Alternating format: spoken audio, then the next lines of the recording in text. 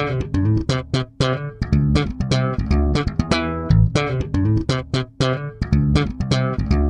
day. Maraming nagtatanong po sa akin, Chinky, paano ba guminhawa ang buhay ng tao? Paano bang yumaman ang isang tao? Everybody wants to become a millionaire. Ang sinasabi ko parati, ang pagyaman ng isang tao ay hindi po nag-uumpisa kung anong laman ng kanyang bulsa, kundi kung ano ang laman ng kanyang isipan. I'd like to share to you a simple formula that can really help you on how to become wealthy. Let's start with this. Mindset plus action equivalent to what we call as result. Ulitin po natin. Mindset plus action equivalent to result. Kung tayo po ay may negative mindset, tayo po rin magkakaroon ng negative action, negative din na magiging resulta ng ating buhay. Kung tayo naman po ay positive mag-isip, positive din po ang action, positive din po ang magiging resulta. Ang isang magandang halimbawa po ay katulad ng paano tayo pinapalaki ng ating mga magulang. Sinasabi sa atin ng ating mga magulang, anak, mag-aral ka mabuti para paglaki mo maghanap ka ng magandang trabaho. Ano mo masama sa trabaho? Wala. Pero kami po naman mga singkit, paano naman po kami pinapalaki? Sinasabi sa amin, anak, mag-aral ka mabuti para paglaki mo, hanap ka maganda na negosyo. Okay? Marami yung mga classmate na mga Pilipino naghanap ng magandang trabaho, nag-pass na magandang resume after graduation. Kami naman po, nag-umpisa na po kami ng aming negosyo. Ang tanong po mga kapatid, sa palagay nyo, sino po ang mas may pagkakataon na umunlad agad ang pamumuhay? Yung naghanap ng trabaho o yung nagtayo ng negosyo? Definitely, ang sagot po, yung nagtayo ng negosyo. Marami nagsasabi naman, Chinky naman, wala naman kaming puhunan, wala naman kaming, let's say, connection. Pero sabihin ko sa inyo, ano pinagkaiba po namin? Pareho po kami ng paaralan, pareho ng pagkakataon. Ang pinagkaiba po, kung ano po ang mindset ng magulang sa kanyang anak. Ganun po kapangyarihan yung mindset. If we change our mind, we will change our life. So may mga katanungan, paano ba natin binabago ang ating mga mindset? Una, ang sinasuggest ko parati, kailangan po tayo magbasa ng mga positive na libro. Makinig tayo sa mga tapes or mga preaching or if not naman motivational speakers. Pangatlo, lumayo tayo sa mga taong negative at sumama tayo sa mga tao naman parating positive. Layuan niyo yung mga parating reklamo ng reklamo. Wala pong magandang maidudulot po sa buhay natin.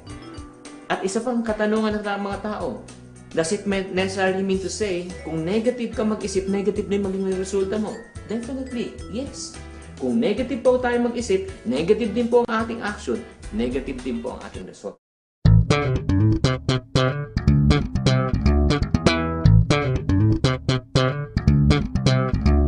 May mga nagtatanong sa akin, Chinky, naniniwala ka ba na ang pera ang ugat ng kasalanan?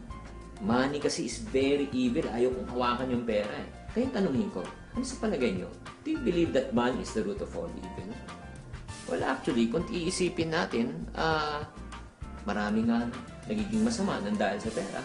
Pero ako naman, naniniwala ako na ang pera ay mahalaga sa tao at hindi siya ugat ng kasalanan. Sa matter of fact, pag gising mo sa umaga, pag nagugutom ka, ano kailangan mo gawin? Kakain ka. Pero pag kakain ka naman, ano kailangan mo? Pera.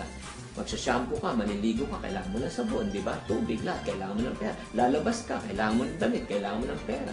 So in other words, money makes the world go round. And this is my personal belief. I believe money is not the root of all evil. But what I know, what the Bible says, the love of money is the root of all evil. Ang pagmamahal sa pera higit pa sa iyong sarili, ang pagmamahal sa pera higit pa sa inyong pagkakaibigan, ang pagmamahal sa pera higit pa sa inyong pagkakamag-anak. In other words, if you love money over everything, that is the root of all evil. So, ang katanungan naman next, Chinky, what's the purpose of money? The purpose of money, number one, I believe, is to provide us for our need. If you go back to the prayer of Our Father, ang sinasabi ng prayer ng Our Father who art in heaven, hallowed be your name, your kingdom come, your will be done. Give us today our what? Daily bread. Ano ibig sabihin ng daily bread? Bread means pagkain, tinapay. That refers to food, clothing, and shelter. It refers to the need. So, yan talaga ang pinaka-purpose ng money. Ang nakakalungkot po minsan, ang pera po ay nagagamit po sa masamang paraan. Just like a gun. Depende kung sino nakahawak. Pag ang baril, ang humahawak po ay pulis, nagagamit po sa tamang paraan. Pero kung ang baril ay hawak po ng magnanakaw, ay nagagamit po sa masamang paraan. Katulad din po ng pera. Ang pera po is very neutral. It depends. Kung ang may hawak po ang taong ganit, sakim, at talagang mahal na mahal ang pera, magagamit po niya sa masamang paraan. Pero kung ang pera naman po ay hawak ng isang taong maganda ang puso, nais pong tumulong sa kapwa, nais pong magbigay sa society at sa mahirap, ito po ay magagamit sa tamang pamamaraan.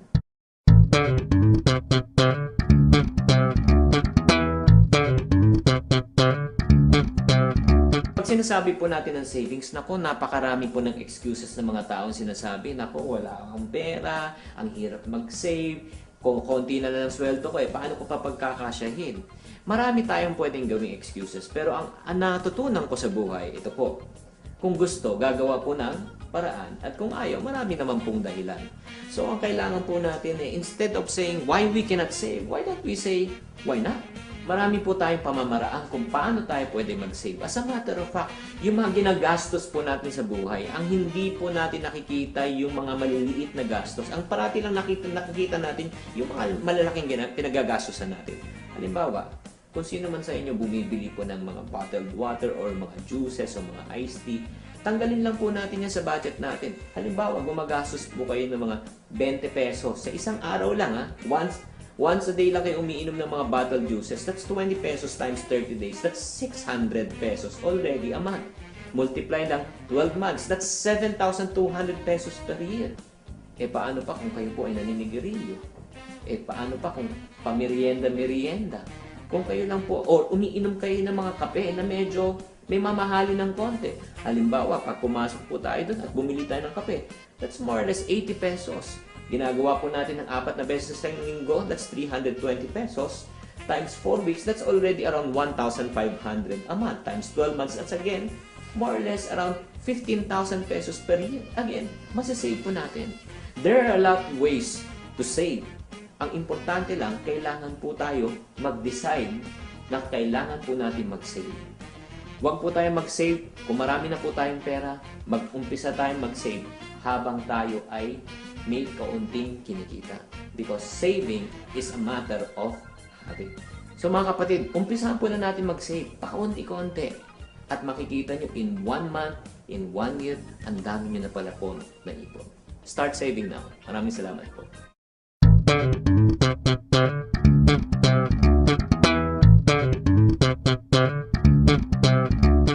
May nagtatanong naman po sa akin, Chinky, paano ko palalaki ng aking kita kasi ang hirap-hirap mag-save.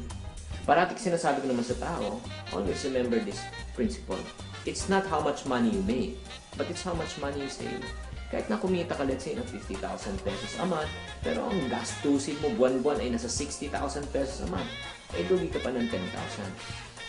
Kahit ikaw naman, konti lang kinikita mo probably nasa 10,000 pesos a month, but you save 20%, alam nyo ba na mas mayaman ka pa sa taong kumikita ng 50,000 a month? Kasi mas malaking ginagastos niya.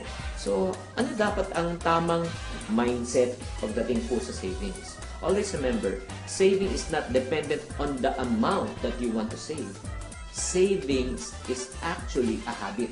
When you say habit, ito po ay isang ugali. Kasi may mga iba nagsasabi, Chinky, tsaka na lang ako mag-save kung mas malaki ng kinita ko. Pag kumikita ka ng 100,000 o 1,000,000, mga kapatid, kung tayo po ay hindi marunong mag-save sa maliliit, sa papiso-piso, hindi ka rin marunong mag-save pag malaki. So start saving from the small things. And then you know what money will do? Money will just only expose what is your habit. The question is, do you have a habit of what? Saving? Or do you have a habit of what? Spending. Start saving right now and I know you will have a bright future.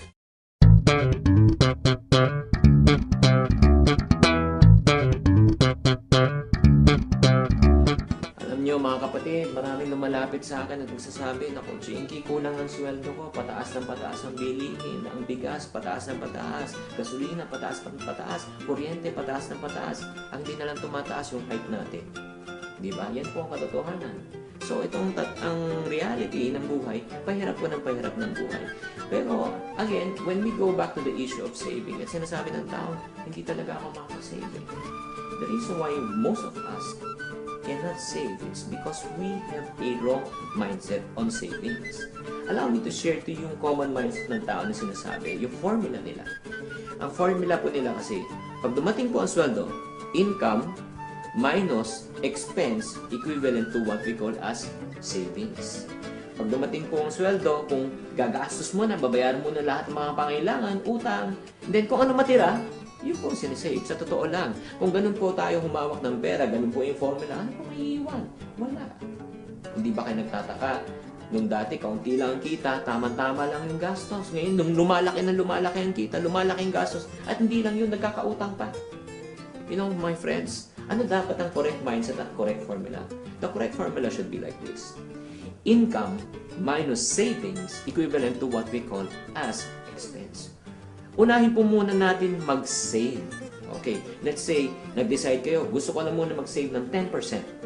So, kumikita kayo, example, ng 10,000 times 10%, that's 1,000 pesos. Set aside nyo, yung 9,000 pesos na titira, yan po ang pagkasyahin po natin. At alam mo naman tayo mga Pilipino, nalikas na tayo talagang magaling tayong mag-budget. Kung ano po natitira, na pagkakasya po natin. So, I just want to encourage you that you have to start from the correct formula and the correct mindset.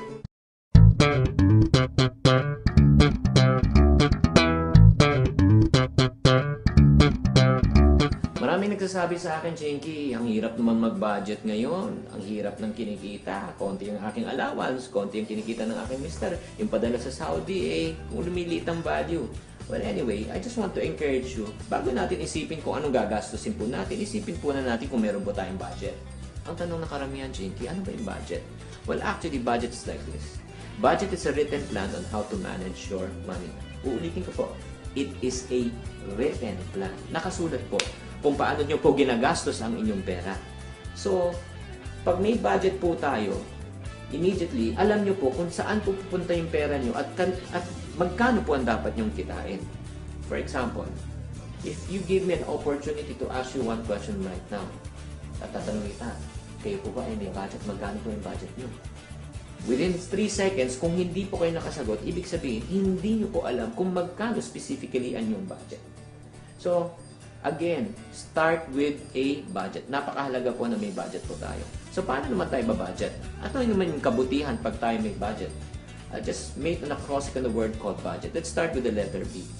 Once you have a budget, it sets boundaries. Nagkakaroon kayo ng hangganan kung saan nyo lang gagastusin ang inyong pera. Kung wala kayong budget, baka free for all yan. Ang pasok, yun din po ang labas.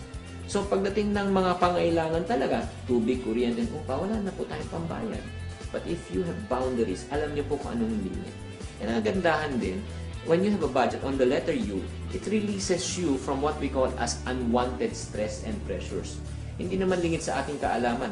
Tubig, matrikula, kuryente, parating yan at the end of the month. So, dapat nakatabi na yan.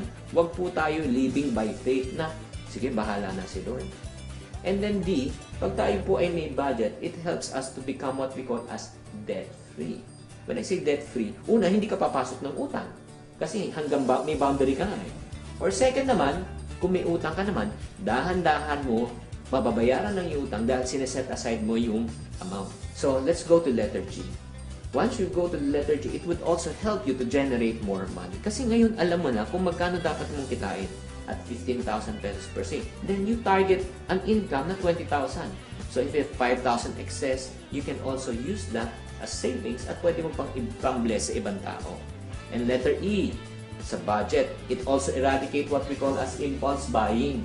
Lalo na pag nakikita po natin yung 4 magic letters na SALE. Kahit kayo may lagnat, bigla na lang gumagaling kayo. Dahil gusto nyo mag-shopping. Sale, sale, sale. Pero pag naka-budget naman, pag walang pera, alam nyo po may pupuntahan, hindi po tayo papasok sa sale. So, it eradicate impulse buying. And finally, on the letter T, once you have a budget, you would also learn how to trust God. When I say trust God, you would learn to pray to God, Lord, itong pangailangan ko, i-bless mo naman. Kulang pangailangan ko. Ang gusto ko, i-bless mo ko para matustusan ang pangailangan ko at sobrahan mo pa para makabless ako ng ibang tao. Always remember this when it comes to finance. Trust in the Lord with all of your heart. Lean not on your own understanding. In all ways you acknowledge Him and He will make your path straight. He will bless you.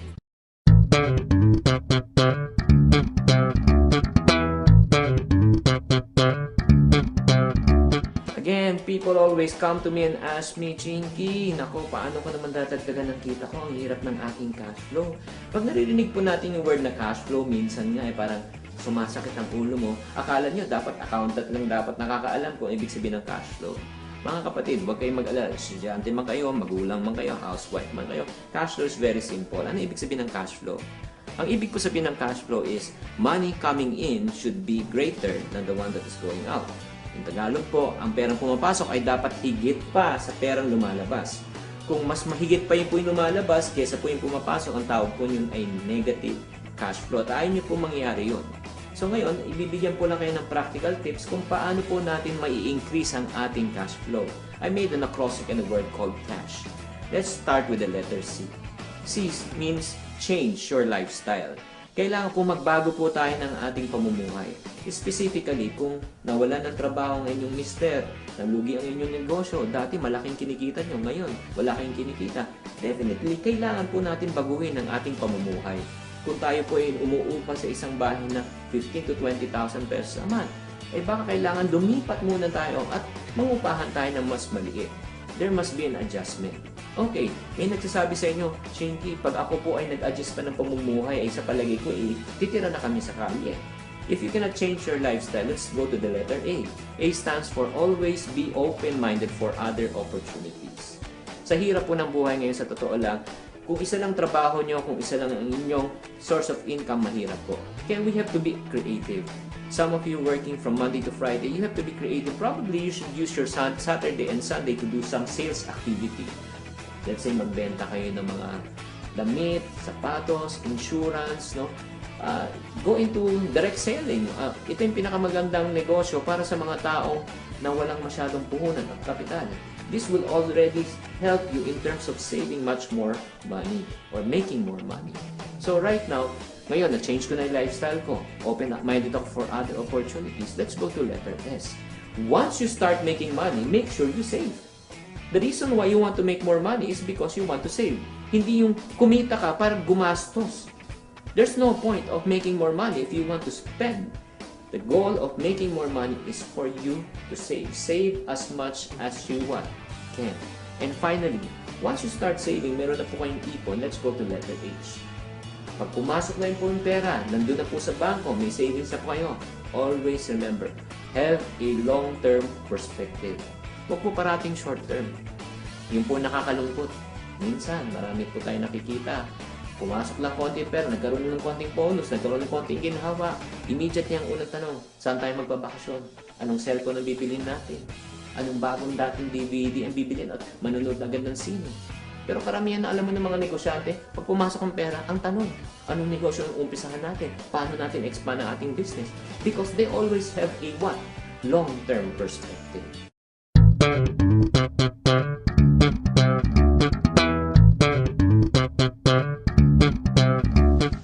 Friends, ngayon usong-uso yung sa kasabihan, di ba nagiging joke of the town? Moderate the greed. Yan ang nagiging usapan. Kaya tayo na mag-usap pa. Well, I don't think, sa totoo lang, we can moderate the greed. And that's what of the dangerous attitude about money. When I say attitude po sa Tagalog ay ugali. Ano po yung ugali?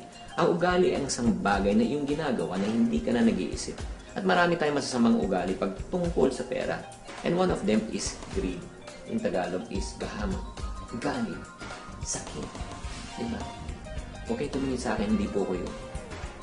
Kailangan po natin, protektahan po natin ang ating puso because all of us, we're not scared of that. I can still remember, nung ako ay bata pa, may alkansya akong maliit, tapos nilalagyan ko siya ng piso, pag puno na, bibilangin ko siya, akala ko tuwing binibilang ko siya, dumodoble, actually, hindi pala nangyayari yun. Hindi talaga tayo makontento at sinabi ko sa sarili ko, pag ako meron lang 100,000 pesos sa bangko, masaya na ako. Alam niyo kapatid, na nagkaroon ng 100,000, ano nag-reaction ko? Kulat. Sinabi ko sa sarili ko, kung meron na akong 1 million pesos, okay na ako kasi ang tawag sa akin, milyonaryo. Kapatid, nung kinita ko yung 1 million, kulang pa rin. Sa totoo lang, we will never have enough of money. Do you agree? Dati, maliit ang ating kita, diba? Napagkakasya. Pero ngayon, lumalaki yung kita, nagkukulang na, nagkakautang ka. Habang lumalaki ang kita, lumalaki ang problema, lumalaki ang gastos. So, if we don't arrest the word called greed, we will definitely be in trouble. Itong katanungan, Chinky, sige, gusto kong ma-arrest yan. How can we arrest the word called greed? All we need to do, ladies and gentlemen, is ask this question called, how much is enough? Magkano lang talaga ang kailangan kitain? Over and above that, I should not exert any more activities. I should not exert any more time in order to make more. So friends, in order for us to moderate our greed, I suggest ask yourself this question. How much is enough? Magkano lang talaga kailangan mong kitain? At kung may excess ka pang gustong kitain, not at the expense with your time with your families and with your loved ones.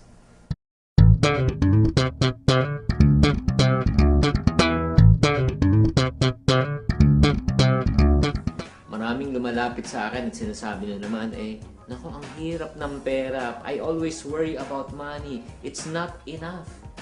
Actually, kung yan ang nararamdaman nyo, hindi kayo nag-iisa. Marami pong talaga nag-aalala pagtungkol po sa pera. Even yung abangling ko during that time, I can still remember in 1994 when business was really down. And then, ako po may nagkaroon ng utang dahil sa business. And then, I have only last 8,000 pesos. Magbabayad pa ako ng upa, kuryente, mga sweldo ng tao. Anong ginagawa ko araw-gabi? Ako po ay nag-iisip, nag-alala.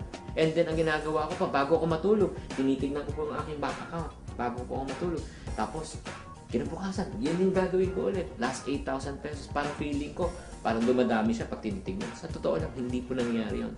And then finally, talagang sinabi ko, enough is enough.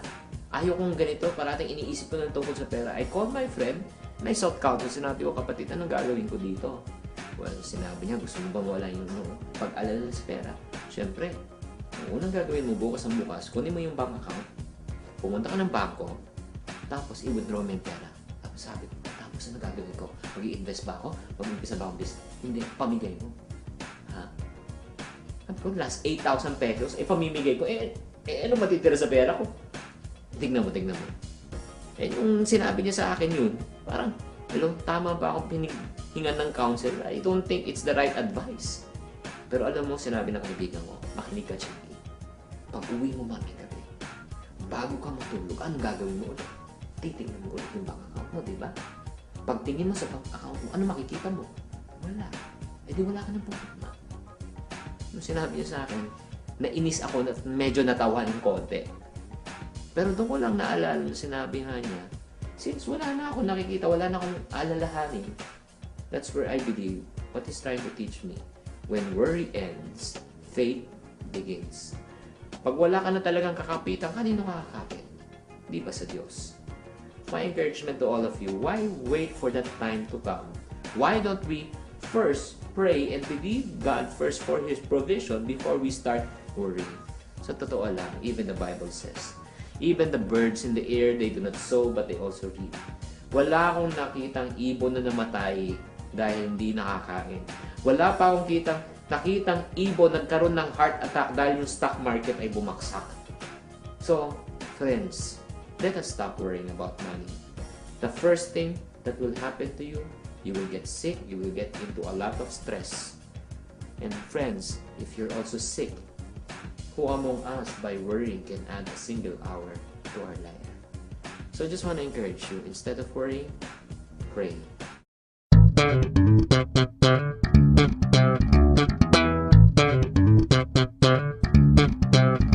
Ang tanong, paano ba nag-uumpisa ang utang? Alam niyo ba, ang pangungutang at pag-uutang ay isa pong ugali. Ang isa pong ugali, again, ay isang bagay na yung ginagawa na hindi ka na nag-iisip. Probably, nakaugalian na natin pag tayo po ay nahihirapan sa buhay. Ang unang pumapasok na sa utak natin ay, sino pwede natin hiraman ng pera? Pwede ba tayong manghirap kay auntie, kay uncle? Di ba sa ating mga kaibigan? Nagiging ugali na natin. In order for us to really get out of debt, the first thing that we need to do is we need to make a decision. Kailangan mag-decide ka na kahit nahihirapan ka sa buhay, kahit punong-puno ka ng pressure and stress, never get into debt. Ang hirap talaga pag may utang. Ang hirap matulog, ang hirap magising, ang hirap kumain. Marami kang taong iniiwasan. So I just want to encourage you, if you are really serious to get out of your debt, stop getting into debt. pay the price. That is the only way that you can get out of it.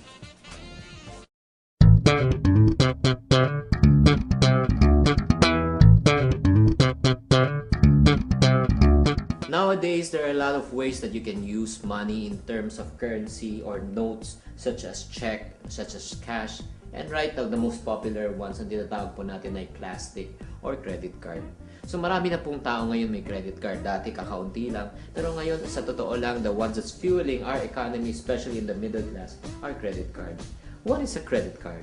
A credit card is what you use today to buy what you cannot afford tomorrow while you're still paying for yesterday. So yun po ang mahirap po sa credit card.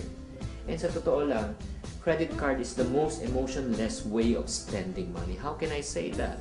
Because I have one and I can still remember nung first time ko nagkaroon ng credit card, me and my wife, we go to a restaurant and then after that, we swipe. After that, pumunta naman kami ng bookstore. Again, we swipe, walang aray. And after that, pumunta kami shopping kami. Again, swipe, walang aray. Nung dumating ang billing statement, aray. Diba? Kasi hindi mo mararamdaman. And that day alone, we spent over 8,000 pesos. So I just want to really encourage you. If you really have trouble in spending, especially, hindi mo makaya makontrol ang iyong pag-shopping when you have a credit card, I do suggest tonight, you seek a doctor's advice. And the doctor will immediately advise you that you need to immediately perform a plastic surgery. Ano yung plastic surgery? Face? Sa body? No. Get a scissor, get out yung credit card and cut it into half. This will save you a lot of money. At the same time, it will help you to get out of debt. Again, no offense meant. I have nothing against people who have credit card. If you want to use credit card for convenience, that's no problem. But if you're going to use credit card dahil wala kang pera and then expecting the money will come, that will be very, very bad. It's not a wise way of spending money. As a matter of fact, statistics shows if you use a credit card, you spend 30% more. And chances are, if you have a credit card, you won't even pay on time.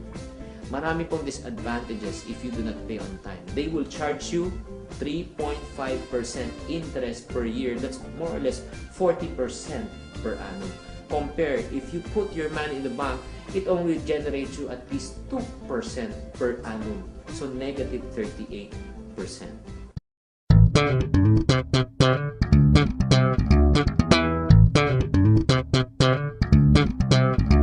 So right now, people will say, Chinky, ngayon alam ko, using credit card uncontrollably is not really good for my financial health.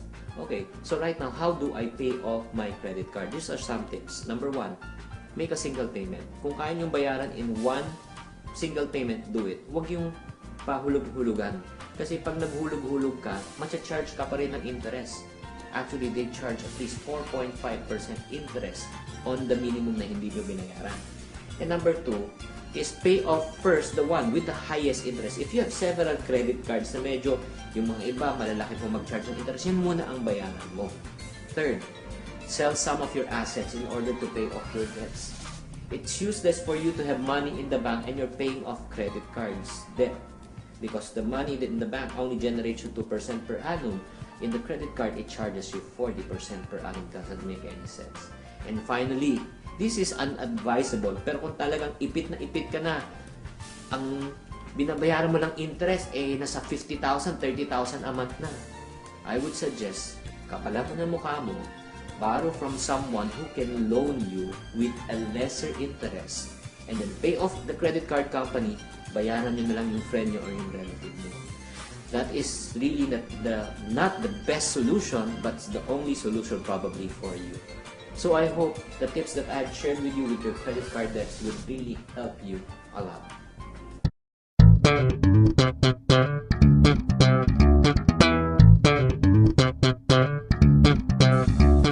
Do you know that getting out of debt is one of the hardest thing to do in a person's life? Alam niyo bakit? Kasi para tayong nahulog sa loob ng balon. Diba? Mabilis mahulog pero ang hirap talaga lumabas. So, I just want to share with you some of the practical tips for people who are really struggling with their debt. I made an acrostic on the word called debt. Let's start with the letter D. D stands for the word called design. Kailangan magdesisyon po kayo na kailangan ayaw nyo talagang pumasok na utang. The only way that you can get out of debt is stop incurring new debts. May mga iba ganitong ginagawa. Nangungutang dito, pambayad ng utang dito, pagkatapos iikot na naman, mangutang sa ibang tao, pambabayad sa ibang tao. It's a never-ending cycle. Again, make a decision. Let's go to letter E. E stands for what? Empty your savings account and liquidate some of your assets. Again, it's no use for you to put some money in the bank account just to have a sense of security na may pera ka pa. Pero kinikita ng bangko mo is less than 2% a year while you're paying off 30 to 40% per year towards people you owe money to. It doesn't make any sense. So you got into debt by probably overspending. Right now, benta nyo muna yung mga gamit nyo sa bahay, yung mga flat TV screen nyo, yung mga cellphone na magaganda nyo, benta nyo muna. Pay off your debts first and wait for the right time. And then ito yung key. Listen to me carefully and look at my next tip. On letter B is what? Be faithful in paying your debts, even in small amounts. Maybe some of you right now, you got into debt is because somebody in your family got sick and nagbayad ka ng 50,000 at nangutang ka. Yung kinikita mo sa sweldo mo is 10,000 naman.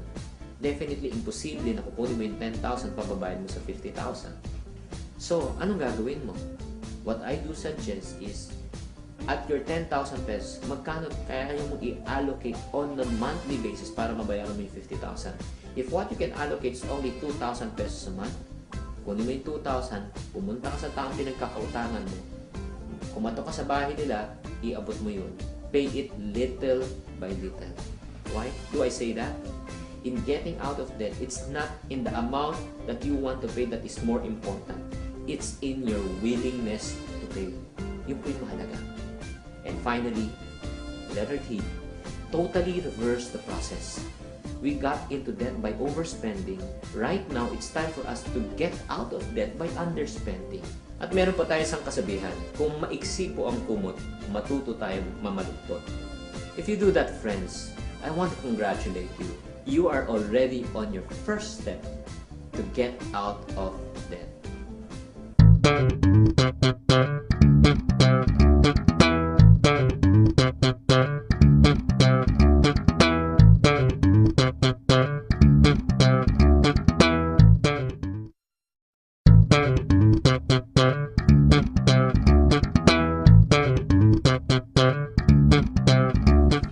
Just imagine kung kayo po ay nanalo ng jackpot sa isang contest at nanalo po kayo ng 1 million pesos. Ang tanong, anong gagawin mo?